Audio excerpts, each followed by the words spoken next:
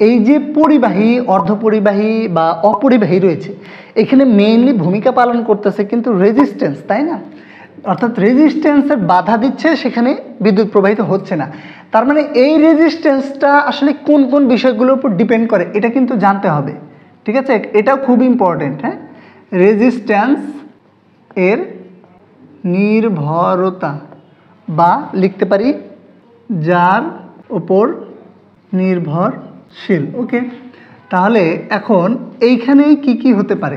প্রথমতই যদি আমরা আসি, একটা পরিবাহীর কি হইতে পারে? দৈর্ঘ্য। হ্যাঁ, পরিবাহীর দৈর্ঘ্যটা আসলে কিভাবে ইফেক্ট ফেলে। যেমন এই যে তারটা আমি নিলাম বা পরিবাহীটা নিলাম, ভালো করে বুঝতে হবে, এখানে আমি 2 অ্যাম্পিয়ার বিদ্যুৎ দিলাম, এই প্রান্তে 2 অ্যাম্পিয়ার পৌঁছাবে। এখন এইটার দৈর্ঘ্য যদি আমি এতটুকু করি, এতটুকু করলাম, তাহলে ঘটনাটা ঘটছে কি, এই যে পয়েন্ট হতে 2 অ্যাম্পিয়ার ইলেকট্রিসিটি কি হবে, এইখান থেকে একদম পাস হতে হতে হতে হতে এইখানে আসবে। তার মানে সেই 2 অ্যাম্পিয়ার বিদ্যুৎই কিন্তু আমার কি হচ্ছে, জাস্ট দৈর্ঘ্যটা আমি বাড়াইছি, তার মানে অধিকতর পথ তার অতিক্রম করতে হচ্ছে, যার কারণে কি হচ্ছে, এই বাধার পরিমাণটা বেড়ে যাচ্ছে।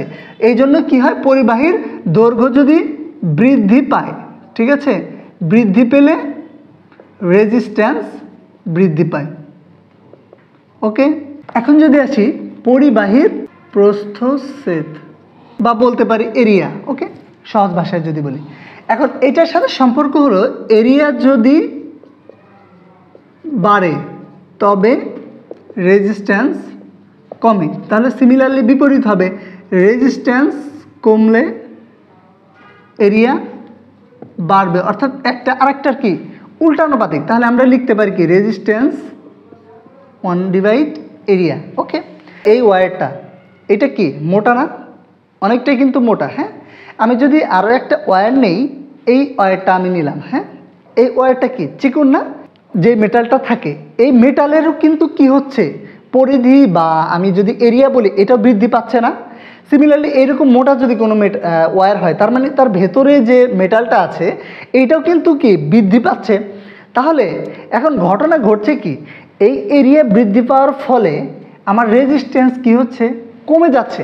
তার মানে যে বিদ্যুৎটা প্রথমে কি হইতো, একটি চিকন ওয়্যার দিয়ে প্রবাহিত হইতো, এখন দেখা যাচ্ছে যে মোটা একটা জায়গা, এরিয়া বেশি পাচ্ছে না বিদ্যুৎটা ফ্লো করার জন্য। ভালোভাবে বুঝেন, সিমিলারলি এটা হচ্ছে চিকন ওয়্যার আর এইটা হচ্ছে কি মোটা ওয়্যার। তাহলে ঘটনা ঘটছে কি, এখান থেকে যে আমাদের বিদ্যুৎটা প্রবাহিত হবে, এটা এই চিকন জায়গা, হ্যাঁ, ওয়্যারের যে আছে, এই প্রত্যেকটা জায়গাতেই কি হচ্ছে, বাধাটা বেশি পাচ্ছে।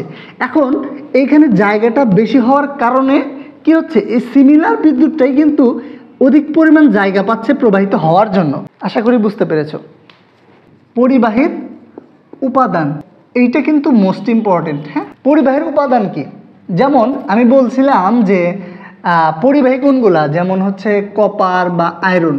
কপারের মধ্যে কি হয়, রেজিস্টিভিটি খুবই সামান্য, নেই বললেই চলে, যার কারণে বিদ্যুৎটা বা ইলেকট্রনটা কি খুবই স্মুথলি ফ্লো করে। আর এই উপাদান বলতে এই যে ম্যাটেরিয়ালসকে বুঝাইছে, যে কোন ম্যাটেরিয়ালসটা দিয়ে এই তার বা পরিবাহীটা তৈরি করা হয়েছে। উপাদানের কারণে রেজিস্ট্যান্স হ্রাস বৃদ্ধি ঘটে।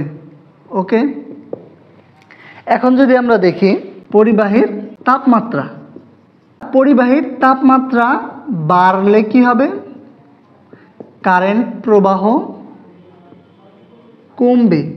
এখন ঘটনাটা ঘটছে কি, এই যে ওয়্যারটা আছে, হ্যাঁ, ধীরে ধীরে কি করলাম, আমি এই রুমের ভেতরে টেম্পারেচার ধীরে ধীরে ধীরে ধীরে কী করলাম, বৃদ্ধি করলাম। এখন এই টেম্পারেচারের একটা ইফেক্ট কি এই ওয়্যারের উপর কিভাবে ক্রিয়া করবে, হ্যাঁ, টেম্পারেচারে কি করতেছে, ইফেক্ট এর উপরে কাজ করতেছে।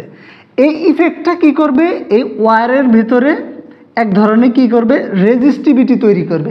এর ইন্টারনাল কি হচ্ছে, আবার এই বিদ্যুৎটা ফ্লো হতে কি এক ধরনের বাধা আবার কি করছে, কাজ করছে, যার কারণে কি হয়, যে তাপমাত্রা যখন বাড়ছে তখন কারেন্টের প্রবাহ কি হবে, কমবে। কথা ক্লিয়ার? এইগুলো হচ্ছে রেজিস্ট্যান্স এর নির্ভরতা, বা যেই বিষয়গুলোর উপর নির্ভর করে।